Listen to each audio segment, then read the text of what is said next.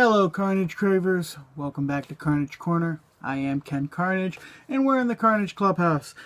And it is an exciting year that's coming up. We've got a lot of great movies, a lot of great comic book movies, among other films. But, we just had Deadpool, and now we're about to have Batman v Superman, a film that I am excited for and apprehensive of for many different reasons. But in true Carnage style, in order to celebrate the coming of Batman v Superman towards the end of this month, in order to get ready, so to speak, I am going to go through all of the films that DC has put out in the last few decades, because as far as cinematic universes go, DC has started, stopped, sputtered, and died more times than a student driver behind the wheel of a stick shift. Okay? So, we're going to go ahead and travel back in time. We're going to go all the way back to 1978. A time when most of my viewers probably weren't even born yet. Their parents might not have been born yet, actually. So, that being said, we're going to travel back to 1978 before we'd ever had a mainstream superhero film. And we're going to talk about Superman. Now, those of you who know me, you know that I don't like the character of Superman. But the Superman film that came out in 1978 that starred Christopher Reeves as Clark Kent Superman, it starred Margaret Kidder as Lois Lane, and of course, the impeccable Gene Hackman as Lex Luthor. And it was directed by Richard Donner. In 1978, this film made $289 million worldwide. Think about that for a second. Think about what that is in today's money. Now, I'm not a mathematician. I can't figure that one out, but I do know this much. Stuff costs more now than it did then. And even by back then standards, this movie made a lot of money. So, as far as the effect, this movie set the precedent, really. It was the first of its kind, and it really did set the bar for all those to follow. The tagline on the film was, "You'll believe a man could fly." And, not for nothing, we did. Because you sit down, you watch the film, and it was a perfect film for its day and age. Yes, if you watch it today, it can be a little dated. For one thing, I don't think kids today even know what phone booths are, yet alone know that Superman would change in one.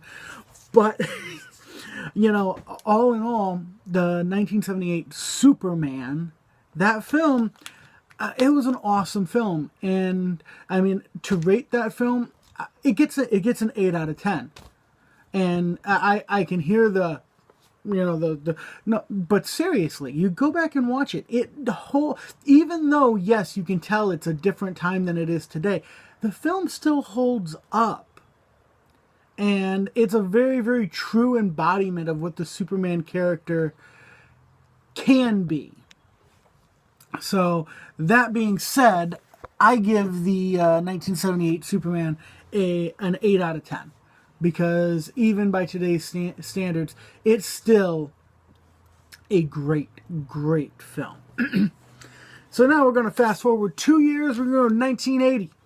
Now, in 1980... he did Superman 2. Now, this was a fiasco with the studio long before Josh Trank ever even thought about Fantastic Four. So, basically, what happens here is Richard Donner's shooting Superman 2. And for some reason, I've heard several stories, but basically, for whatever reason, the studio decides they want to replace him. Or depending on the story, he decided he wanted to leave, whichever. A man named Richard Lester gets hired to finish the film, but one Richard's not as good as the other, and basically the theatrical version of this film was a mess.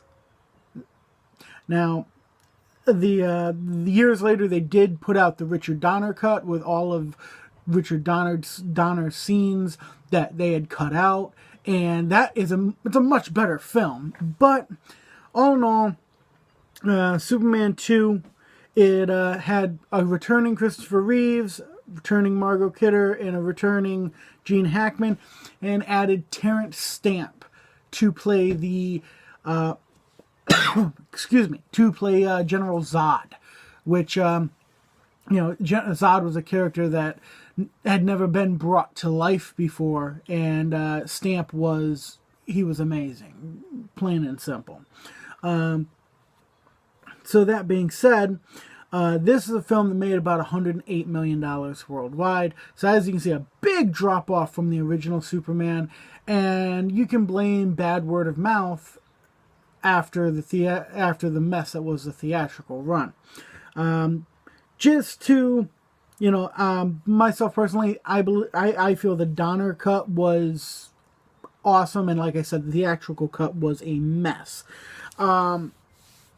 And this was one of the first times that studio meddling. Now, I can hear certain people, it's the studio's money. Yes, it's the studio's money. But, as has been explained before by me, and by people much smarter than me, a director is kind of like a contractor. If you come in, if you're hiring somebody to put an addition on your house, and you come in after he's almost done, and you say, you know what, I want to do it this, and instead, but I don't want to pay any extra money, and you've got like a day to do it, that contractor is going to tell you to go fly a kite. Because it's not possible to do it and do it right. So, basically, I'm going to go ahead and give a rating to both the Donner cut and the theatrical.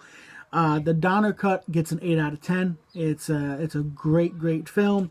And the theatrical cut gets a 6 out of 10 because it's disconjointed and it really doesn't have a clue what it's doing. And then we're gonna fast forward another 3 years, and here we have Superman 3, starring Christopher Reeves, Richard Pryor, and Margot Kidder. Yes, you heard me. Richard Pryor. Marinate in that. Okay. This was directed by the aforementioned Richard Lester. And this opened to a pitiful $60 million worldwide. That's considered poor by today's standards. Seriously. All right. The effect, this film turned a lot of fans off to the prospect of a Superman film. Too much campy humor, too much, like Richard Pryor does. Listen, I like Richard Pryor. He don't belong in a Superman film. Not even close. All right.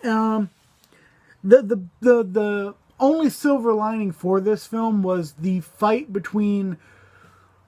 Superman and Superman, because Superman gets split. That's a cool scene. We've seen it done actually better in years since, but at the time that was an awesome thing to see. And Christopher Reeves, he gets some credit for being able to pull off both versions of Superman. Because, it's not an easy thing to do, to be able to, pull off both these at the same time. And it was very good. But all in all, it couldn't overcome the horrendousness that was Richard Pryor and just a disconjointed story. And this gets a 6 out of 10 because, not for nothing, it's something you can go back and you can enjoy watching, but it's kind of the same story as the Mortal Kombat movie where it's bad even if you enjoy it, So, and then, of course, fast forward another 4 years, and it is 1987. Superman 4, The Quest for Peace. And that, of course, stars Christopher Reeves and Gene Hackman and Margot Kidder as Superman, Lex Luthor, and Lois Lane, respectively. This was the director on this film was Sidney I'm going to screw up that last name. Sorry, Sidney. Okay, so Sidney directed Superman 4: Quest for Peace. It opened to it made an abysmal $15 million worldwide. Like, you can't make a movie for less than 15 million today almost. So, like, wrap your head around that one. It opened for 15 million worldwide. It's just abysmal. So, and this film pretty much effectively derailed the Superman series. You know, they said, shit, if that's all we're going to make, we're not going to make any more of these. There's nothing good about this film. I hate saying that about films, but there's really nothing good about this film. The only people who are going to defend this film are hardcore Christopher Reeve Superman movie fans. Because hardcore Superman fans are going to look at it and go, what's this? And your casual fan's going to go, what is this crap? You know, it's like nobody except for diehard, head in the sand, Christopher Reeve, Superman fans are going to say anything good about this film. You know, and just everything about the film has been bad. This is right up there in X-Men The Last Stand territory. This gets a 3 out of 10. Okay, so to recap, Superman gets a 8 out of 10. Superman 2 gets an 8 out of 10. The Richard Donner cut, 6 out of 10 for theatrical. Superman 3 gets a 6 out of 10. And then Superman 4, we're diving towards the septic, and that's going to be a 3 out of 10. Okay, next time you meet with me, we're going to start with 1989 with Batman. That's right, the Tim Burton, Michael Keaton film that had everybody going, Mr. Mom is Batman? So, join me next time. In the meantime, throw a like, subscribe, leave a comment, email me, carnagecorner@carnage.com, send me a tweet, carnagecorner@carnagecorner, and let me know what you think. Am I way off base? Have I lost my mind? Am I being too hard on the big blue Boy Scout? So, catch me next time. I'm Ken Carnage. This is Carnage Corner, and Carnage is right around the corner.